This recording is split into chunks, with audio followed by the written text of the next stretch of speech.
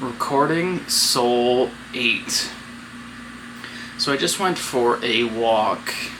It is currently Christmas morning, so to anyone watching, Merry Christmas. I hope you have all the gifts under the tree that you asked for, and that there is no coal to be seen. So going for my walk, I had a couple interesting thoughts. And the first one that I'll start with is, I think there's a major difference in going for a walk with your dog and going for a walk for the sake of going for a walk for the physical health benefits or the mind health benefits. So the first one, with going for a walk with your dog, there's a constant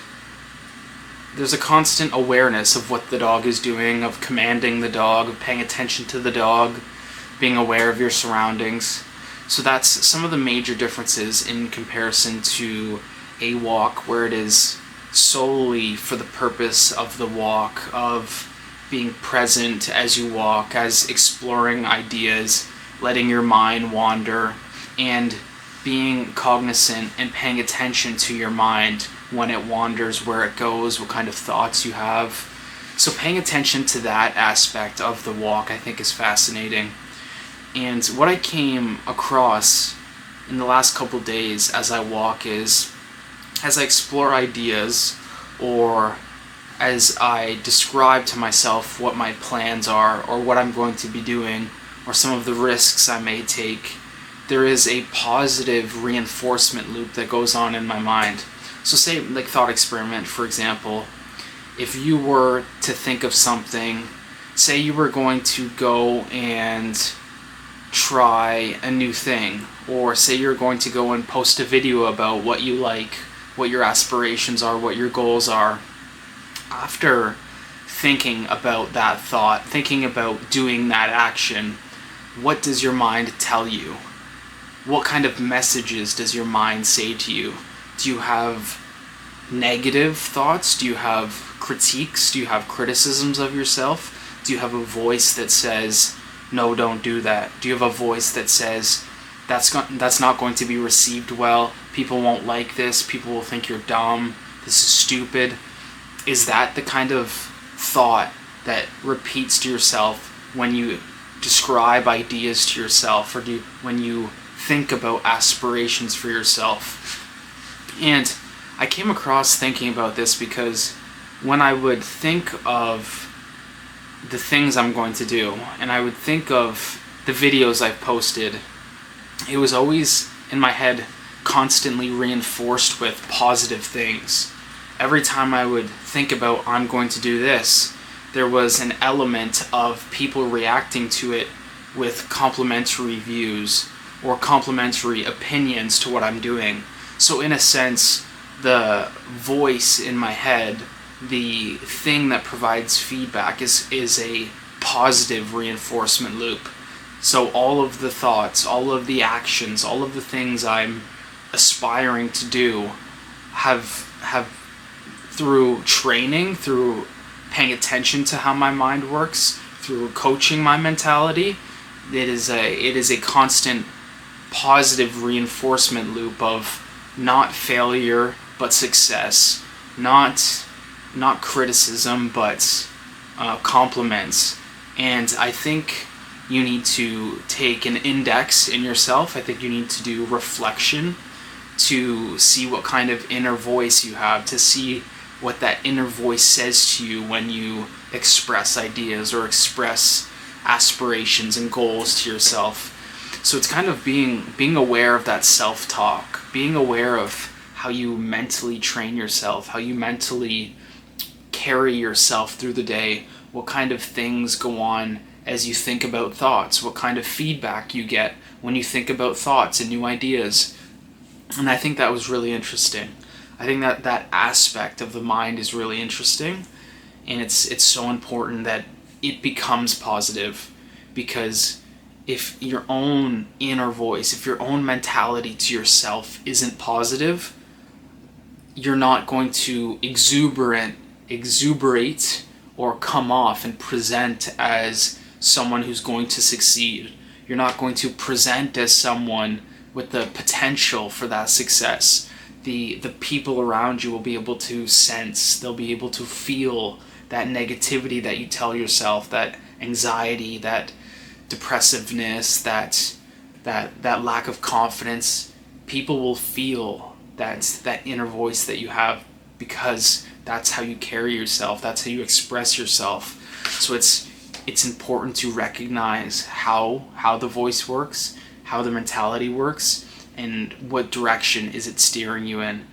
If it's taking you in a bad direction, work on fixing that, work on positive reinforcement, work on catching it when it's negative, or when it's a negative reinforcement, work on catching that, being aware of it, and trying to then add in some stimuli of positivity, of complimentary praise to that voice and that narrative that goes on. Because ultimately, at the end of the day, we're with our minds. We carry our minds with us, and that voice and those thoughts, they have nowhere to go, but inside they are trapped with us. So if you are trapped with a negative voice, if you are trapped with a mentality that isn't working for you, but it is actively working against you and dragging you down and enforcing negative ideas and opinions, then you have a real problem on your hands. So to be able to establish that you have the problem, reflect and analyze that you have the problem, is the first step. And then you work on the next step of turning it into a positive mindset and a positive framework for you to then proceed into the world. So I was playing with that idea a little bit as I was walking around. I love going for walks that there's no speed to the walk. You just kind of saunter. You have to saunter around, okay? Are you listening? You have to saunter. You have to saunter around when you walk. There's no speed, there's no destination. It's a walk for the sake of being in the moment. It's a walk for the sake of exploring your mind. And that's the only purpose. And I think there's a Japanese philosophy that is similar to this idea, the way of Wu Wei. I was watching some of Alan Watts' videos in my Be My Guest show tonight, and the conversation and topic of Wu Wei came up. So I think that idea, that principle of being diligent with your every move you do, and diligent and being present, and not allowing your monkey mind to fall asleep as you carry out certain actions or certain procedures. It's being aware constantly, being aware of every step, being aware of the thoughts that are drifting around in the world and in the ether. So it's bringing more consciousness to your life, bringing more consciousness to the surface of what's going on. That's important. That's what paying attention is all about. You have to pay attention to your own mind. And it's these distractions through social media, the distractions from our phone, from politics, the news, from TV. These are the distractions that take away being able to pay attention to how your mind functions and how your mind actually is cooperating with yourself. So there's that idea. There's that. I got a little worked up there. That was a good idea though. That was a good little segment I had to get out.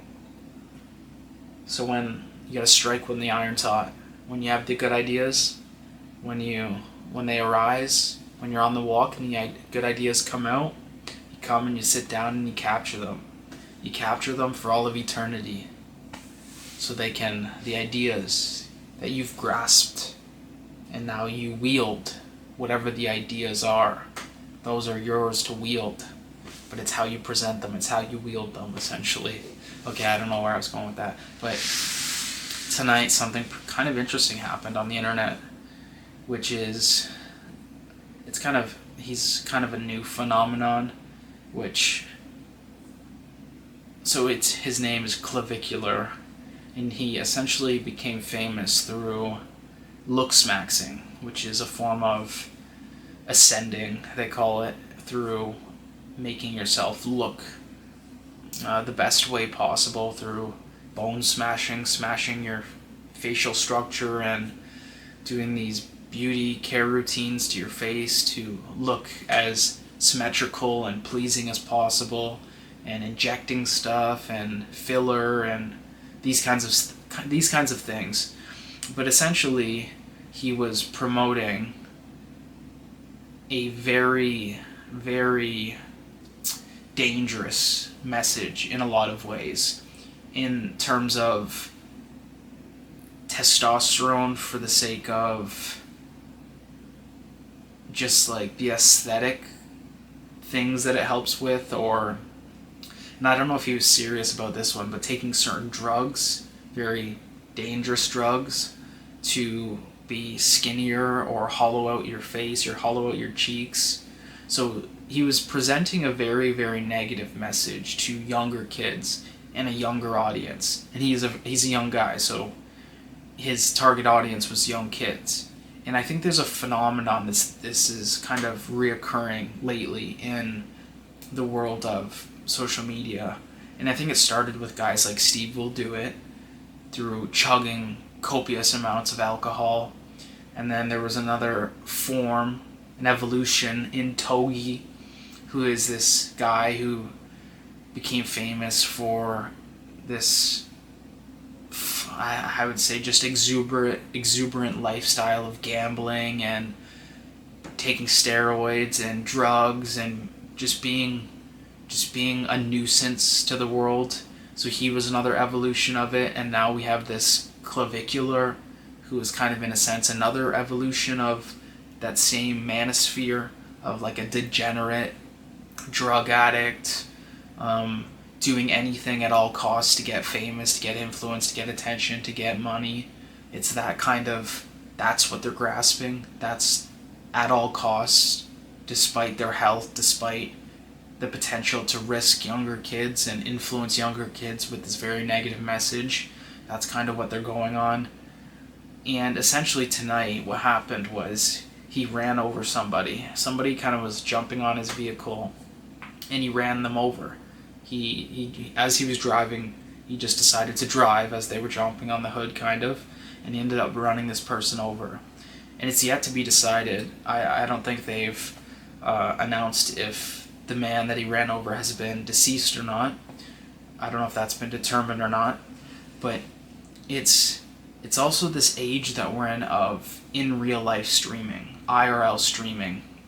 And the danger with that is there's a weird element that people are clip farming. So they're doing insanely drastic things, or to get attention, or to create chaos, and to create these chaotic scenarios in the real world. So as they're live streaming, they capture it, and then they can go and post those videos to people to then garner an audience and garner attention. So there's an element when they're going live and they're creating chaos and they're surrounded by chaos all the time. And this is kind of how that world of IRL streaming has become in some ways. So as he's live, someone's recording him as he's driving, and this happens. So it's kind of like, the IRL streaming scene has become very muddied. It's become the way to get famous, the way to get to the top of the influence, the attention, and all the clicks and likes and money, is to create the most chaos possible, do the craziest thing possible. And I think that's a very dangerous new thing coming out of streaming, very dangerous thing poking its head out of the social media world, because it will only reinforce crazier and crazier more and more chaos, more and more chaotic things to get attention, to get fame, and it can only lead to bad things. And that's what we're seeing. It's only leading to conflict, chaos, death, the promotion of gambling, the promotion of drug consumption, and I think it's horrible. I think it's a bad evolution of content creators that is happening, and especially with this young guy. So you get a 19-year-old, and they get famous through creating chaos and doing this. So they have all this money.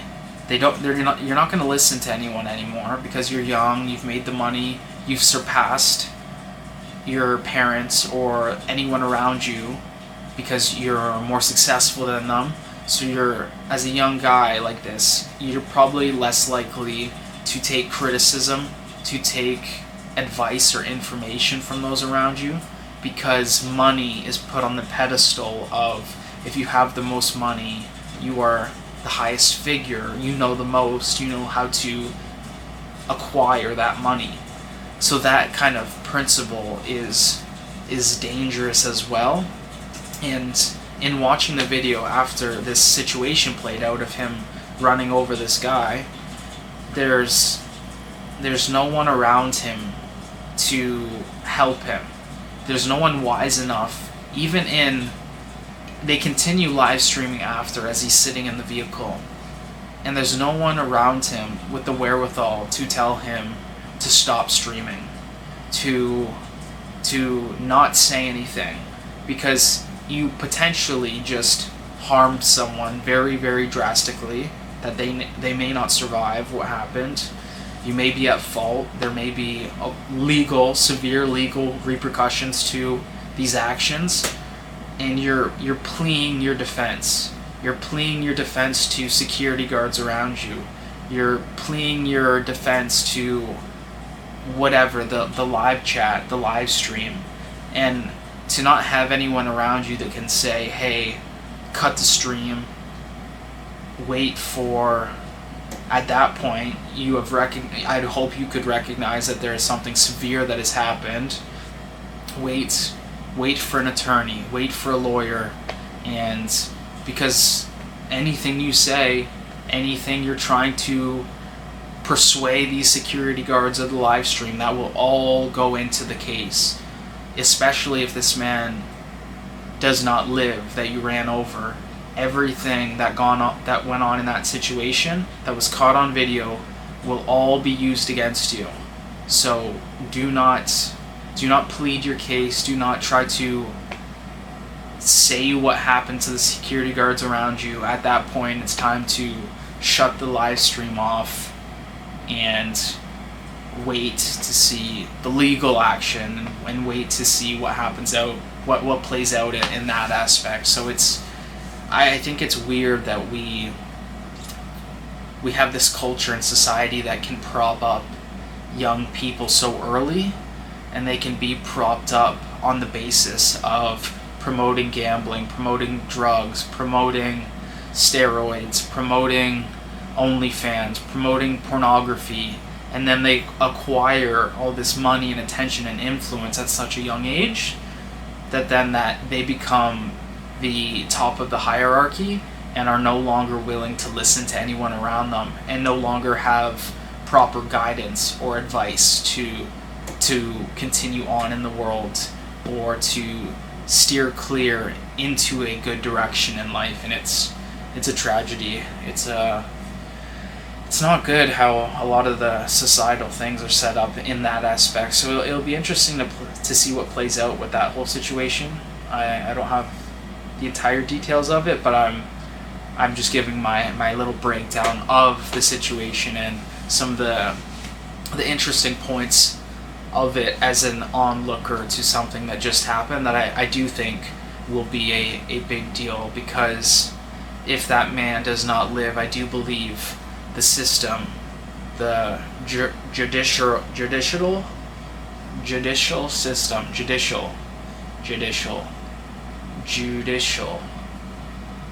the judicial, I think that's how you say it. I need to go to bed. That system will, judicial system. It doesn't sound right when I'm saying it. Judiciary? No. I should stop making a fool of myself. But the legal system will make an example out of him. Because he is a, and not only is it because of what happened, but in today's day and age of a streamer, a young guy who achieved fame and notoriety and money very fast and a large audience, to do something like that, I do believe they will make an example out of him in the court of law. In the court of law, I do believe that will be the case. So, those were some interesting things I've been kind of pondering over the last little while today as I went for my walk and kind of wrapped up my show today. Today was a great show. Today was a good show. I'm really hitting my stride with the content. There's no real feeling of burnout or anything like that. I enjoy that I have this form when I can sit down and I can be kind of more introspective. I can kind of give just kind of honest and raw opinions and outlooks on the world, as well as kind of my own inner world. And then I have the Be My Guest show, which is more of like an outward facing, more storyteller, mythology telling, a little more performative, a little more artistic, you could say, talk show vibes show. So I'm good. I'm glad that I have the duality of both of those, and I'm hitting on kind of different niches, but just through talking and sharing my views and ideas. Yesterday I didn't do a soul log, and honestly I didn't do it for a specific reason. I was going to do it, and I was really tired, and I didn't want to just essentially drag myself to do it. But the main idea that stopped me from doing it is that I don't want to be enslaved to the content. I don't want to be enslaved. Pardon me. I don't want to be enslaved to having to forcibly sit down and do content that I don't want to do, or if I'm super tired, to forcibly be enslaved to the idea of making content every day or producing every day. The mission and the purpose in me creating content and doing my show and doing these soul logs isn't to become enslaved and chained to the procedure of doing the content. It is to create value. It is to create a mission, a vision of a movement moving forward, as well as just introspective thoughts, creative thoughts, my outlook on things. But it's not to be enslaved. It's not to feel that I have to do this because there's an audience waiting to hear this. That's not what it's about. It's about, I think it's more about the principle of being ready when you do it, or providing real value when you do it, or being well rested when you do it, not just showing up, giving some mediocre nonsense, and then clicking the off button and going away. Although there may be days where I'm more tired and I do it anyways. It's not to say that I won't force myself at times to do it, but I think me breaking the cycle of doing it every day early was me, in my mind, telling me that I'm not enslaved to this tripod and camera. I'm not enslaved to posting on a channel. That is not what this is about, nor will it ever be. So with that being said, we end the show with a quote. Camera died. So the quote goes, "When you speak the word of truth, those will either come to fight or they will come to listen. You must be prepared for both." Bye.